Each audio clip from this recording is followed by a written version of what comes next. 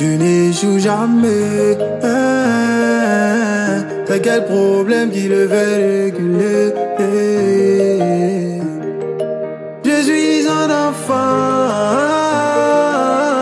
Papa est là, je ne veux pas échouer.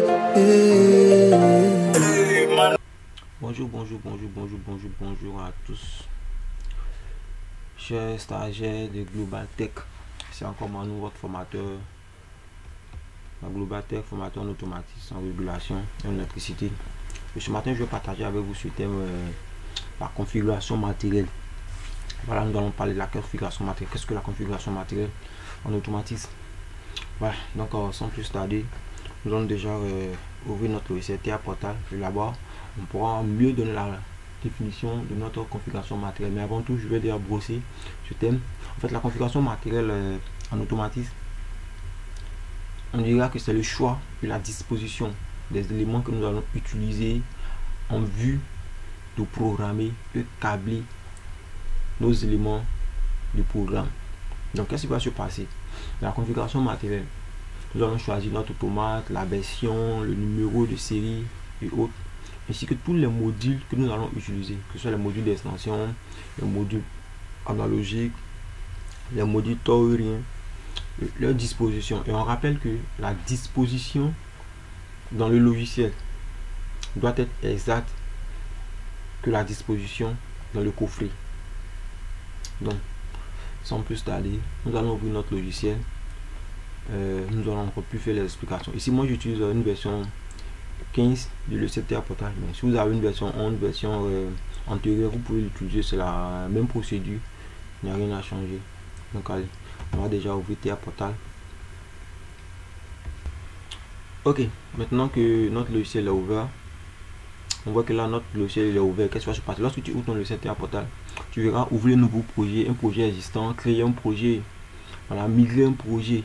Donc ici dans notre cas, qu'est-ce que nous allons se passer? Nous allons créer un nouveau projet. Voilà, donc nous allons cliquer sur nouveau projet.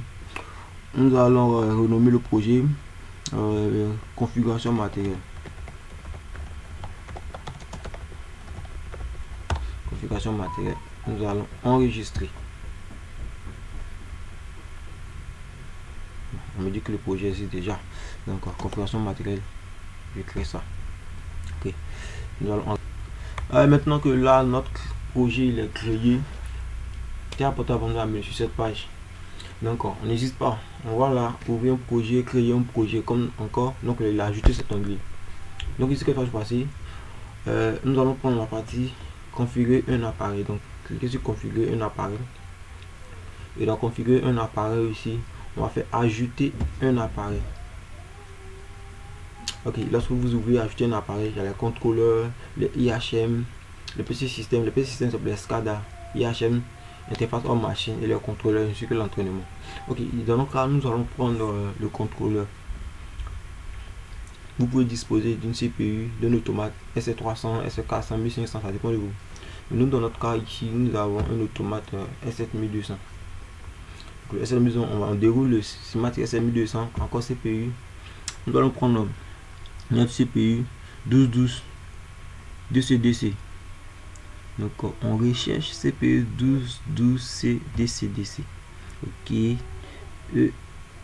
En fonction de la version que vous avez, la référence, voilà, on choisit l'automate en fonction de sa référence. Nous, c'est cette référence que nous avons.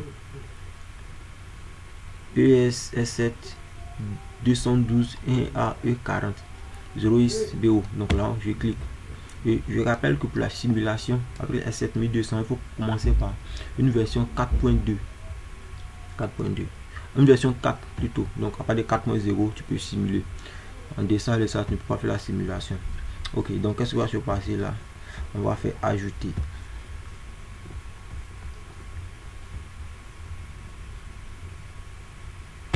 Ok, lorsque nous avons ajouté notre CPU.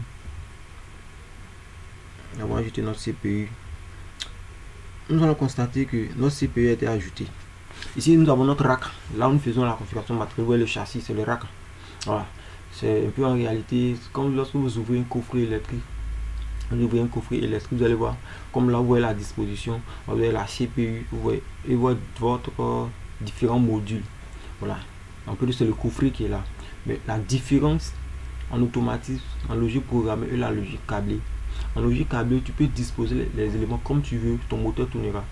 Par contre, en logique programmée, il faut représenter exactement la configuration dans le logiciel sur le terrain. En dépit de cas, notre système de machine ne fonctionnera pas. Je m'explique. Ici, en 1, nous avons notre automate. En 2, nous allons ajouter, je prends un module d'entrée. J'ai un module d'entrée 8 bits, enfin 24 volts. Ok, donc 8 bits, on va de 0 à 7. Maintenant, on choisit le matériel en fonction de sa référence. Ce module d'entrée, si vous n'avez pas cette référence, vous ne choisissez pas celui-ci, sinon il ne marchera pas. Donc on choisit la référence que nous disposons. Bon, c'est un exemple, j'ai pas ce module, mais on prend cette référence. On va l'ajouter, cliquer, glisser en 2. Ok. On va prendre une carte d'entrée analogique. 4 bits. 4, voilà, on prend ça. On utilise cette référence. 5ND, on va ajouter. Ok, je m'explique encore. Et regardez, dans notre coffret, qu'est-ce qui se passe? C'est la représentation logicielle de notre coffret sur le terrain. En 1, nous avons notre automate. En 2, nous avons nos modules d'entrée. Pour rien. En 3, nous avons notre carte analogique, d'entrée analogique. Voilà. Si sur le terrain, après le 1, je mets mon module d'entrée analogique en 2 et j'inverse les deux. Je mets le 2 à la place du 3 et le 3 à la place du 2. Lorsque je charge la configuration matérielle et je vais charger le programme, le programme ne marchera pas parce que je n'ai pas respecté textuellement la configuration que j'ai, la disposition dans mon logiciel. Donc en récap, la disposition dans le logiciel doit être identique à la disposition sur le terrain, comme cette image. Voilà. Mais là, si j'inverse, je mets la CPU en 3 et en 2, l'autre module, je prends la CPU, l'automate, je le mets en 3 et le module 3, je le mets en 1, que je charge et que sur le terrain, je continue de respecter ce module, cet emplacement, notre programme ne fonctionnera pas. Donc on récap ici, lorsqu'on fait la configuration matérielle, la configuration matérielle, c'est notre représentation physique du coffret, notre disposition du matériel. Voilà, donc qu'est-ce qui va se passer? La même disposition que nous avons faite dans le logiciel doit être identique à la même configuration, disposition dans notre coffret. Sinon, notre programme ne marchera pas. Donc, lorsque on finit de faire une configuration matérielle, déjà, qu'est-ce qu'on fait? On compile le programme. Parce qu'il faut charger la configuration matérielle dans l'automate afin qu'il puisse reconnaître, afin qu'il puisse enregistrer cette disposition. Donc, on va compiler le programme. On va compiler. Ok, on compile. Ok, et après avoir compilé notre programme, notre configuration matérielle, on va charger maintenant la configuration matérielle dans l'automate. On va dire à l'automate, voici la disposition que nous voulons. Que si tu vois une autre disposition que celle-là ne fonctionne pas. Ok, donc on va charger notre configuration matérielle dans l'automate. C'est comme si on disait à une personne, ton trajet de l'école, c'est de ta maison, tu passes au marché, du marché, tu passes à la boutique de Diallo et tu vas à l'école. Ça, c'est le trajet. C'est ce qu'on va te dire. Mais, si tu prends un autre trajet, tel que ce qu'on t'a dit, tu n'arriveras pas à l'école. Parce que nous, c'est ce qu'on t'a dit. Voilà, c'est un peu ça. Voilà, c'est un peu ça. Donc, c'est très simple. On finit.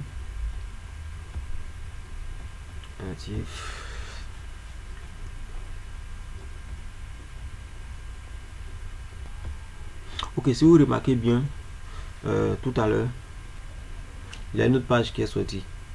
Voilà, là-bas, c'est lorsqu'on veut charger directement dans la CPU. Nous allons choisir cette option. Mais ici, on veut passer déjà, comme c'est un exemple, on va passer par une simulation. Je vais vous montrer comment ça se présente avant de continuer. Donc, vous voyez, je lance la recherche. Qu'est-ce qui va se passer ici? Il va rechercher automatiquement la CPU que j'ai demandé. Vous voyez, je vais rechercher afin d'établir la liaison. Vous voyez, il a trouvé la même CPU que j'ai demandé. que nous avons choisi dans notre configuration matérielle. Quand il finit, on va charger maintenant. Donc là, je fais charger. Je charge ça dans l'automate.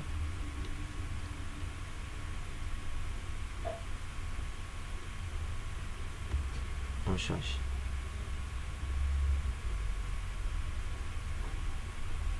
Attention, nous on va démarrer le module. Terminé. Ok. Maintenant que c'est fait, on peut maintenant passer à un premier programme. Mais aujourd'hui, nous allons nous limiter à la configuration matérielle. Comme nous avons dit au départ, nous allons limiter à la configuration matérielle. Donc, notre prochaine vidéo, nous allons maintenant faire un premier programme dans le bloc OB1.